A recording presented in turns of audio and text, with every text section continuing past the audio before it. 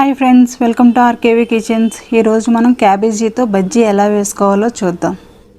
Stove వెలిగించుకుని ఒక గిన్నెతో water పెట్టుకోవాలి. అందులో కొంచెం ఉప్పు వేసుకోవాలి. క్యాబేజీ తీసి పెట్టుకుని ఉడికించుకోవాలి ఒక 10 నిమిషాలు. ఒక క్యారెట్ తీసుకొని తురుముకుని ఉంచుకోవాలి.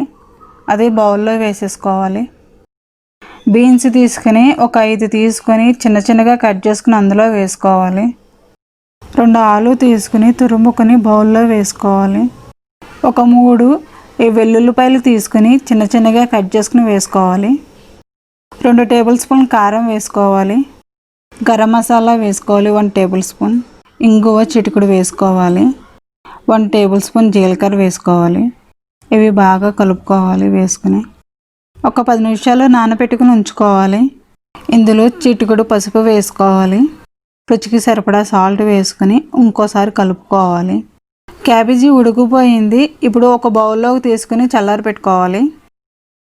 1 కప్పు శనగపిండి తీసుకుని బౌల్లో వేసుకోవాలి. 2 టేబుల్ స్పూన్ వరిపిండి వేసుకోవాలి. రుచికి సరిపడా సాల్ట్, 1/2 టేబుల్ స్పూన్ కారం వేసుకోవాలి. వాటర్ పోసుకుంటూ కలుపుకోవాలి. పలచగా కాకుండా గట్టిగా కాకుండా కలుపుకొని ఉంచుకోవాలి.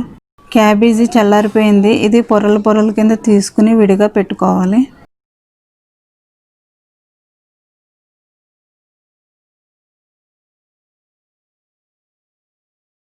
క్యాబేజీ వెనకాల భాగాన్ని గట్టిగా ఉన్నది కట్ చేసేసుకోవాలి.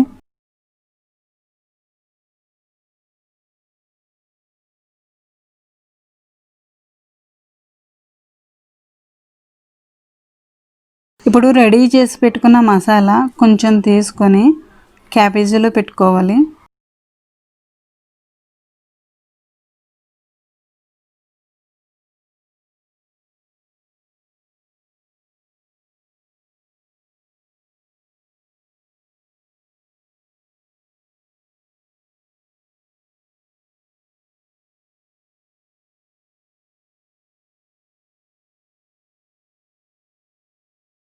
వెలిగించుకొని మూకుడు పెట్టుకోవాలి.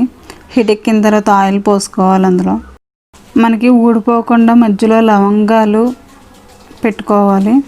ఊడకుండా ఉంటుంది. దాన్ని శనగపిండిలో ముంచుకొని ఆయిల్లో వేసుకోవాలి.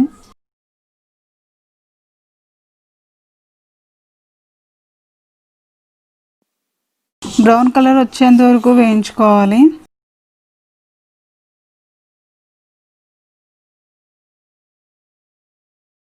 ప్లేట్లోకి సర్వ్ చేసేసుకుందాం. వేడి వేడి క్యాబేజీ మసాలా బజ్జీ రెడీ అయిపోయిందండి. దీన్ని సాస్తో నంచుకొని తింటే చాలా టేస్టీగా ఉంటుంది. చాలా బాగుంటుంది. మీరు కూడా ట్రై చేయండి. మా వీడియో కనుక మీకు నచ్చినట్లయితే లైక్ చేయండి, షేర్ చేయండి, సబ్స్క్రైబ్ చేయండి. Thank you for watching.